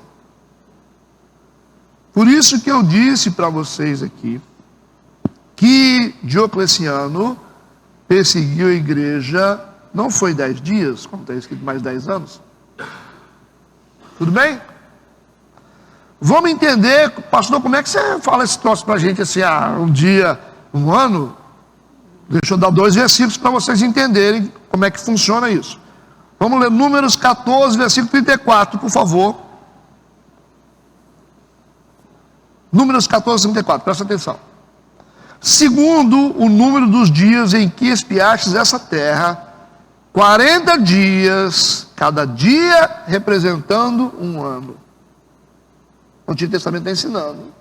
Levarei sobre vós as vossas iniquidades 40 anos e conhecereis o meu afastamento. Números 14, 34 está ensinando que profeticamente números de dias significa números de ano, dentro dos livros proféticos. Tudo bem? Ezequiel capítulo 4, versículo 6, por favor. E quando tiveres cumprido esses dias, tornar-te-ás a deitar sobre o teu lado direito e levarás a iniquidade da casa de Judá 40 dias. Um dia te dei para cada ano. Entendeu? Dentro de uma linguagem profética, dias significa anos. Tudo bem? Agora, eu não posso ficar lendo a Bíblia toda hora que eu vejo dia, isso é ano. Não, só dentro dos livros proféticos, como Apocalipse, Daniel, em algumas partes. Vamos para o versículo 11. Quem tem ouvidos, ouça o que o Espírito diz às igrejas: o que vencer não receberá o dano da segunda morte. O dano da segunda morte aqui é sobre a morte eterna. A gente morre uma vez fisicamente, depois vamos para julgamento, e vai definir se vai ter morte eterna ou não, ou vida eterna. Então quem tem ouvidos, ouça o que o Espírito diz às igrejas: o que vencer, o que perseverar, não receberá o dano da segunda morte. Então a morte que a gente experimenta na vida aqui, isso aí é cafezinho. O problema é a morte eterna, certo? Então vamos pensar direito. Terceira carta à igreja de Pérgamo, temos a terceira igreja, e ao anjo da igreja que está em Pérgamo, escreve isso, diz: aquele que tem a espada aguda de 2 fios. Quem é que tem a espada aguda de 2 fios? Jesus. Não há dados bíblicos ou históricos suficientes para a gente saber quem é esse anjo da igreja, quem é o pastor, mas há um indício que seja um cristão pertencente à igreja primitiva, que foi substituído de Antipas. Antipas sai entre ele. O Antipas aqui não é imperador não, tá? Antipas era um fiel de Jesus Cristo, está lá no versículo 13, depois vocês vão ver, ele é um cristão. Olha o que diz o versículo 13, olha o que diz o versículo 13: conheço as tuas obras e onde habitas, que é onde está o trono de Satanás. Mas gente, essa igreja aqui de Pérgamo, ela está localizada geograficamente num local mapeado por Satanás. Quando fala de trono de Satanás, são lugares específicos onde Satanás coloca o trono. Como é que esses principais e potestades dominam a cidade? Eles ficam estabelecidos em pontos estratégicos na cidade, para mapear a cidade. Você vê que em Colatina nós temos algumas coisas importantes no mundo espiritual. Não vou dizer que é importante, mas tem um significado muito sério, mas estão nas montanhas, nos pontos mais altos da cidade. Então a cidade está bem mapeada, não está não? Você tem mosteiro de um lado, você tem ídolo do outro, não tem? Está bem mapeado. Por isso que a pulverização da idolatria na cidade, e a cidade tem bairros com nome de ídolos ou de santos. Saídas da cidade mapeadas com motéis e casas de prostituição. A cidade é a princesa do norte, está dentro de um ponto geográfico, deveria ser a cidade mais relevante, porque ela foi edificada às margens de um rio. Espiritualmente, toda a cidade, ou qualquer estrutura que você constrói perto de rios, de águas, tem que ser próspera, assim que o Egito se tornou próspero. Mas a nossa cidade não é próspera. Você tem cidades menores do que a nossa e são mais prósperas. Porque ela é mapeada nas suas entradas e saídas e nos montes e seus bairros com nomes. Como é que é o nome do seu bairro, né? Vai falando aí, vocês vão saber. É o bairro Aparecido, é o bairro Santo Antônio, é o bairro São Judas Tadeu, né? A maioria tem nomes de santos. Está bem mapeada? Então o trabalho de crente aqui é muito mais sério do que vocês imaginam. Ser crente em Colatina não é fácil. Ou você é ou você não é. Por isso você vê muita gente meia boca, né? Então conheço as tuas obras e onde habitas, que é onde está o trono de Satanás. Retens o meu nome, não negaste a minha fé, ainda nos dias de Antipas, minha fiel testemunha, o qual foi morto entre vós, onde Satanás habita. O anjo dessa igreja, talvez tenha sido um homem chamado Demétrio, porque a terceira epístola de João, no versículo 12, 3 João, versículo 12, diz que todos dão testemunho de Demétrio, até a mesma verdade, também nós testemunhamos, e que vós bem sabeis que o nosso testemunho é verdadeiro. O anjo dessa igreja aponta para ser Demétrio, certo? Demétrio. Está aí a cara dele, do Demétrio.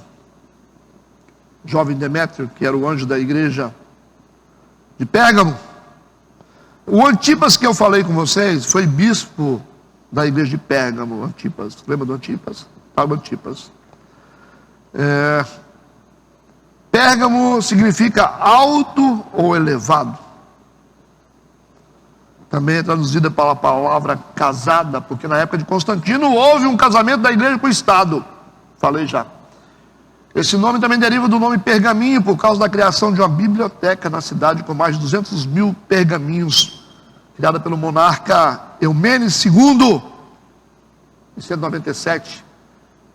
Esse é o Eumênides II. A espada aguda que aparece no verso, para o ambiente carregado e adverso da cidade de Pérgamo, da igreja de Pérgamo, né? Esse é o traço do autorretrato de Cristo, espada, aquele que tem espada aguda de 2 fios. No original, o vocábulo espada refere-se a uma espada romana pesada e longa, porque eles não queriam apenas ferir, queriam matar. Então a espada, na simbologia profética das escrituras sagradas, representa castigo ou guerra. Vamos guardando essas coisas. Conheça as tuas obras, versículo 13, eu repito, onde habitas e onde está o trono de Satanás. Trono de Satanás, como assim? O trono de Satanás é alusão ao governo ou poder local, certo? O mesmo monarca, esse Eumênides II, ele libertou Pérgamo dos invasores bárbaros, é histórico, e para comemorar na cidade, ele ergueu, em honra ao deus Zeus, um altar monumental, com 34 por 37 metros, cujas fundações em ruínas ainda podem ser vistas hoje. Está aí. Esse altar pode ser considerado o trono de Satanás. Foi construído um altar para Zeus na cidade de Pérgamo, e dentro da visão espiritual, esse é o trono de Satanás. É isso que rege a cidade de Pérgamo todinha. É mole? Se tivesse uma bomba para jogar ali, né? Estou brincando, né? Daqui a pouco vamos falar que eu estou... Então, esses monumentos construídos para venerar alguém, se tornam o trono de Satanás. Ainda nos dias de Antipas, né? Esse Antipas aqui é um nome que se dá a um discípulo da época, não é Antipas que a gente pensa, algum imperador, não, tá? Antipas tem um significado de antipapa. Então, é alguém que resistiu à doutrina papal na época. Pode ser um nome profético, né? Aquele que se opõe ao Papa. Por isso que é chamado Antipas. Entendido? Para nós, esse ponto de vista é um argumento muito importante, né? Vocês entendem o que eu estou falando? Tudo bem? Vamos seguir. Versículo 14. Mas algumas poucas coisas tenho contra ti, diz, porque tens lá os que seguem a doutrina de Balaão. Aí tem gente que segue a doutrina de Balaão dentro dessa igreja, o qual ensinava a Balaque a lançar tropeços diante dos filhos de Israel, para que comessem dos sacrifícios da idolatria e se prostituíssem. A doutrina de Balaão dentro dessa igreja, fala sobre os falsos enganadores. Doutrina de Balaão, a gente sabe na Bíblia, é um ensino que Balaão, a Balaque, rei dos Moabitas, para corromper o povo. Lembra lá que Balaão foi comprado para amaldiçoar o povo, ele não podia amaldiçoar, ele disse: eu não posso amaldiçoar quem já foi abençoado por Deus. Então a doutrina de Balaão dentro da igreja funciona como aqueles que contaminam, aqueles que separam, né, o povo. Tudo bem? Sigamos, isso tudo tinha dentro da igreja. Versículo 15. Assim tens também os que seguem a doutrina dos nicolaítas, o que eu odeio. Então aparece novamente a doutrina dos nicolaítas. Eles aparecem novamente aqui. E é importante observar que na igreja de Éfeso o Senhor aborrecia as obras dos nicolaítas. Lembra? Agora nesse texto aparece a doutrina dos nicolaítas. Aqueles que faziam obras agora têm uma doutrina. Houve uma evolução. Certo? Primeiro eram obras dos nicolaítas, agora virou doutrina dos nicolaítas. Nessa igreja de Pérgamo já tem uma doutrina. Versículo 16, ele disse: arrepende-te, pois, quando não em breve virei a ti, e contra eles batalharei com a espada da minha boca. A gente sabe que essa espada é a palavra de Deus, certo? Não precisamos entrar em detalhes, que nós temos estudado isso bastante. Versículo 17, quem tem ouvidos ouça o que o Espírito diz às igrejas. Ao que vencer, darei a comer do maná escondido, e dar-lhe uma pedra branca, e na pedra um novo nome escrito, a qual ninguém conhece, senão aquele que o recebe. Comer do maná escondido é o que Cristo oferece para a igreja. Aquilo que está oculto aos homens é revelado para nós. A gente sabe disso. Ele está oferecendo isso para a igreja de Pérgamo. Ele fala: vocês vão comer do maná escondido, vai receber uma pedra branca e um novo nome. A pedra branca era entregue uma pedra branca a um homem que sofrera processo. Quando ele era absolvido nos processos que ele tinha de crime, ele recebia uma pedra branca, certo? Era muito comum. E recebia também um novo nome. Está entendido isso aqui? Era uma prática comum dar uma pedra branca para aquele que estava absolvido, e uma pedra preta para aquele que estava sentenciado. O que recebia uma pedra branca, ele recebia também um novo nome. Isso é uma alusão às pessoas salvas. Quando recebem a Jesus, elas são justificadas, certo? Vamos à quarta. Vamos tentar fechar rapidinho, para a gente não ficar acumulado semana que vem. Quarta carta à igreja de Tiatira, versículo 18. E o anjo da igreja de Tiatira escreve: isso diz o Filho de Deus, que tem seus olhos como chama de fogo e os pés semelhantes a um latão reluzente.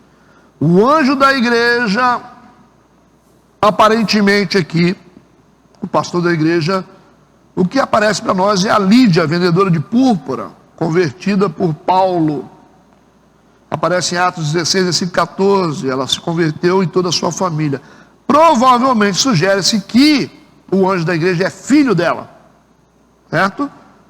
É um filho dela, porque toda a família foi convertida. Tiatira não significa sacrifício de trabalho. Era uma igreja próspera, e é uma igreja que recebeu um conteúdo longo das cartas do Apocalipse. E também ela recebeu as maiores críticas. Vocês lembram, né, da igreja de Tiatira, né? Conheço as tuas obras, olha o versículo 19. o teu amor, o teu serviço, e a tua fé e a tua paciência, mas eu tenho, e que as tuas últimas obras são mais do que as primeiras. Tudo bem. Está dizendo o seguinte, ó, você começou com obras pequenas, agora tem obras grandes. A igreja de Filadélfia é o contrário. Começou com grandes obras, depois diminuiu. Começou com grande amor, depois o amor esfriou. Essa aqui não, ela foi crescendo. Só que no versículo 20 tem uma coisa que Jesus fala para essa igreja: eu tenho contra ti que você tolera Jezabel. Mulher que se diz profetiza. Era uma mulher que estava na igreja, mas era um espírito que estava dominando a igreja. Porque a igreja era passiva, ela enganava os servos e os induzia a se prostituírem, ou seja, se envolver com ídolos, aceitava idolatria. A palavra Jezabel significa montão de lixo, e é mesmo, tá? Refere-se a uma manifestação de controle, manipulação e domínio na igreja. Quinta-feira nós falamos sobre isso. Versículo 21. Dê-lhe tempo para se arrepender da sua prostituição, e não se arrependeu. E essa igreja lidava com práticas imorais, como também idolatria. Você imagina a igreja de Tiatira? Era uma igreja imoral e ao mesmo tempo idólatra. Idolatria nos dias de hoje, a gente idolatra um monte de coisa, né? A gente não, né? Não vou generalizar, mas é muito comum igrejas idolatrarem coisas, objetos, pessoas, dias, cultos. É muito comum, né? Idolatria. Quando a gente acha que existe outra fonte de poder além de Cristo, isso é idolatria. Aí você faz uma sondagem para ver se você é idólatra, tá? E aí o versículo 22, Jesus disse: eis que a porei numa cama, e sobre os que adulteram com ela virá a grande tribulação, se não se arrepender das suas obras. Porém numa cama significa, é uma ideia de infligir com enfermidade. Esse é o problema. Versículo 23, nós estamos fechando, por favor.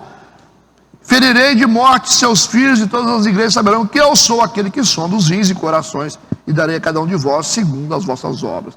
Esse negócio de rins e corações é um entendimento antigo, né, que as pessoas acreditavam que os rins era a área de sentimentos, essas coisas todas. O salmista usa muito essa expressão, tu sondas os meus rins, né?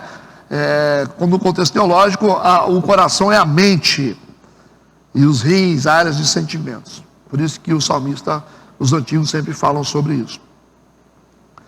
No versículo 24 diz: mas eu vos digo a vós e aos restantes que estão em Tiatira, e a todos quantos não têm essa doutrina e não conheceram, como dizem, as profundezas de Satanás, que outra carga não vos porei. Aqueles que rejeitaram Jezabel, né, são os cristãos verdadeiros. Os que aceitaram Jezabel são os que se gloriaram de conhecer as profundezas de Satanás. E se a gente for verificar igrejas, a gente vai ver muita coisa estranha, né? Versículo 25, mas o que tendes, retende-o até que eu venha. Então se você tem conhecimento, se você tem fé, se você tem doutrina verdadeira, retém, segura, até que Jesus venha. Ok. Versículo 26, ao que vencer e guardar até o fim as minhas obras, eu lhe darei poder sobre as nações. Isso significa o período onde a igreja virá reinar com Cristo na terra. É isso? Os 1000 anos a igreja estará junto com Cristo, reinando sobre a terra. É sobre isso que está falando, dos salvos que foram arrebatados. E termina esse versículo 26 assim: ganhando poder sobre as nações. Versículo 27, e com vara de ferro as regerá, e serão quebradas como vasos de oleiro, como também recebi de meu Pai. Então esse versículo fala dos 1000 anos de Cristo sobre a terra, quando as nações serão regidas com vara de ferro. É outro estudo mais à frente, certo? A gente só está fazendo a introdução. E a igreja estará com Cristo, a igreja arrebatada. Versículo 28 e 29, dar-lhe-ei a estrela da manhã. Quem tem ouvidos ouça o que o Espírito diz às igrejas.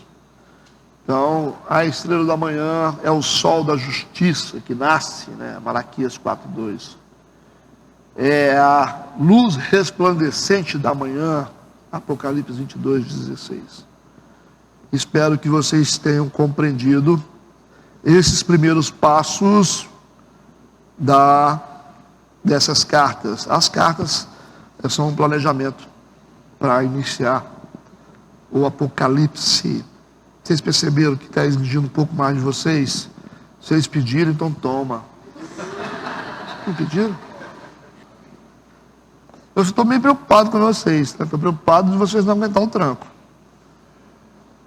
Não estou dizendo das informações, mas porque envolve muita coisa. Envolve guerra espiritual, dá sono, são muitas informações. Estou tentando fazer o melhor aqui, mas eu preciso da colaboração de vocês, tá? Tudo que é bom e sólido gasta tempo e é mais difícil de fazer. Mas vamos lá. Pai, obrigado por esse tempo na tua casa, nessa manhã, cada um seja edificado pela tua palavra, pelo teu poder, que tudo que ouvimos possa servir de edificação para as nossas vidas. Nós celebramos o teu nome, em nome de Jesus. Amém.